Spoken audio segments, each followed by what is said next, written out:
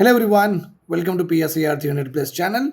Today we'll be talking about the counter strategy of India in response to string of pearls by the China. As you all know that in my last class I have discussed about string of pearls. Okay, so basically nothing but China is establishing its military and commercial establishments in Myanmar, Bangladesh, Sri Lanka, Maldives, Seychelles, and also in Pakistan in the form of Gwadar port. Right. So China is encircling in India in the form of a string of pearls. In order to counter this, India officially has not launched this necklace of diamond, but popularly it is called as necklace of diamond. Okay, it is a counter strategy against the string of pearls strategy envisioned by China. And one more important amazing news I have to tell you, the data that I have collected, it is anyhow majority of them is taken from our Indian newspapers only. But I found a very good PDF with regard to Bangladesh Institute of Peace and Security. So I was very shocked to see that even in Bangladesh, the necklace of diamond and the string of pearls strategy has been discussed with the students in a very elaborate way. The images that they have made is very wonderful, and the content that they have written is also very very good. So I was very happy to see that even the India strategies are being also discussed in the foreign books, right?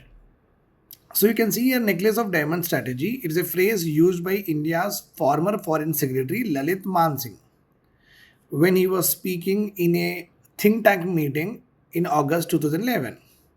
He used the term to refer to India's efforts to protect its interest in response to string of pearls strategy. Basically, Mr. Lalit has talked about how to counter. So, how to counter the China's string of pearls strategy. So, when he was discussing with the think tank with the other experts, he said that India should actually go for what encircling of complete China and the Indian Ocean region, making it was necklace of diamond. Okay, so you can see here very clearly in a counteraction of China's string of pearls, India started working on necklace of diamond strategy. This strategy is very simple, garlanding China, or in simple words, the counter encirclement strategy. India is expanding its naval bases and is also improving relations with strategically placed countries to counter China's strategy. So India's bases on the other countries we are trying to increase. So basically we want that many of our establishments should also be there around the countries, including neighboring and around the China's countries. Okay, with the graph you can understand very well, but I just wanted all of you to conceptualize what is the necklace of diamond and how it is related to string of pearl strategy of China. So if this is clear now, you will get a understanding that what we can do further. Okay, right. So basically, China is encircling India like this. So we want to encircle. This is our China means we want to encircle like this. So whatever the countries are there, here, etc. We want to make sure that in case of any conflict or hostility breaks out between India and China, then we are also well defended and also we will have the equivalent combat capabilities in response to what China is also doing in the same way. So now the concept with regard to diamond of necklace is very clear. So you can see it very clearly here what I am talking about. So this is what we are actually encircling. Okay. This is what we are actually encircling. It's a complete circle we are going to draw. So you can see here in Iran, India is actually looking after what making of Chabahar port. That is the reason during the Israel and Iran war, India did not support only Israel did not support only Iran. Obviously, Iran will not be directly supported because it already supported Pakistan in Operation Sindur. But still, India was neutral. Why? Because we also have another policy, a strategy. We have to contain hostilities of next superpower very near to us, that is China. Right. So India has got in Iran Chabahar port. Then in Oman we have got another naval base called as Dakum. Then in Seychelles we have got Assumptions. Then in Indonesia we have got Sabang. And Singapore, we have got Changi. Then Vietnam also we are trying to build. Then we'll go to Japan and Mongolia also. We have already started some investments here. So this is what we are actually building a necklace of diamond across what China to counter China.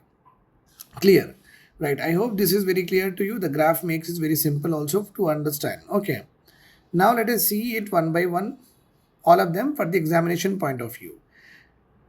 India is actually following another policy called as Act East Asia policy. This policy I have already discussed in my previous lectures, but still we have to also write it whenever we are discussing counter strategy with respect to string of pearls. So whenever we are discussing diamond of necklace, we have to write this. India is deepening its ties with South Asian nations like Vietnam, Japan, Philippines, South Korea, Indonesia, Singapore, Thailand. So that our strategic balance should be there in Indo-Pacific. So we will not let China to have more dominance in the Indo-Pacific region. That's why we are also making a lot of commitments and trade and bilateral economic, political, whatsoever, naval or military exercises whatsoever. But we are also forging a lot of good relations with many of the Southeast nations. That is our Act East Asia policy. The first, another one is port development and access. Also, we are doing. India is building and accessing ports in critical locations. Okay, we are having Chabahar port in Iran. Okay, to counter what Gwadar port that in China is building in Pakistan. Sabdang, Indonesia, it is close to what state of Malacca. Sitwe, Myanmar, strategic Bay of Bengal presence. Mongla and Chittagong, we are building their Bangladesh enhance access to eastern and trade routes. Naval access to Oman and Singapore covers Hormuz and Malacca states.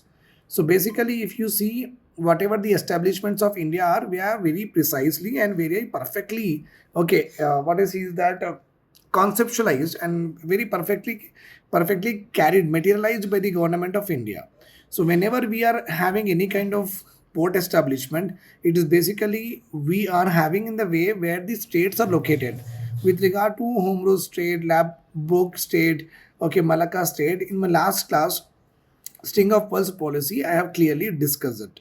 Okay, this is the second point and second important dimension that you grind in your answer. Okay, then comes the third one, third important area, military and naval alliances. India is strengthening its ties, military ties through naval training with Myanmar. India has also envisioned another policy called as Sagar policy, security and growth for all in Indian Ocean. It aims to envisage the doctrine of maritime cooperation among the nations which are a part of what Sagar. Then India is also having Quad alliance. Obviously, China is averse with USA and USA has a problem with China. It is a very common thing. So that's why we as a part of Quad grouping will also play a psychological issue with regard to China, that we as a India is not a just like a casual power that they can do whatever they want as they are doing in Taiwan.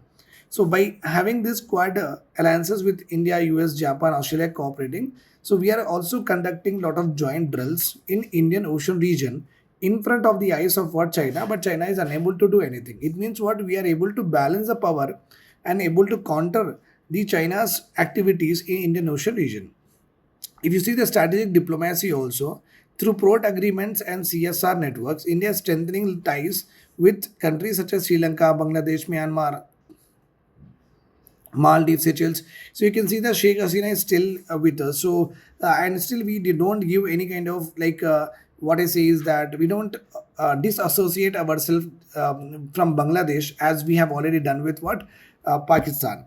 So still Bangladesh comes to our country, they play cricket, and still we're expecting and we are giving very neutral comments with regard to Bangladesh position or Bangladesh policy with respect to India. Why? Because we cannot be every time doing all the things with the neighbor, right? What how we have abandoned and isolated ourselves from the Pakistan in the form of trade or entertainment whatsoever. Even the transport also we have banned now. So if we do the same thing with Bangladesh, what else will be left? So that is why in order to counter China, it is also very important that we cannot be breaking ties with all the countries around us. So we are being very slow and cautious with regard to Bangladesh. Okay. So another important is Great Nicobar project. So we wanted to build a very good project here. Obviously, Chinese ships will go here, so our defense is anyhow here. Infrastructure for resilient island state. This is another initiative which government of India helping to develop infrastructure for the island state so that they become resilient in case of what disaster. This 2 point also you can write. Then coastal surveillance radar, which is also called as CSR, that we have just seen. So India has built the CSR network, basically a radar station to monitor Chinese naval movement. So basic, and you might have seen in Operation Sindoor and also in Iran and Israel war also, radars used to actually track the movement of what enemy vehicle or any of the vehicle coming towards it. So India has established almost like these installations, 46 are there in India itself that tracks the movement of Chinese naval vessels. Sri Lanka, we have installed already 6, Maldives 10, Bangladesh 20, Mauritius 8, Seychelles 1. So basically, we are having lot of radar system with the help of which we can able to know the movement of naval vessels of China.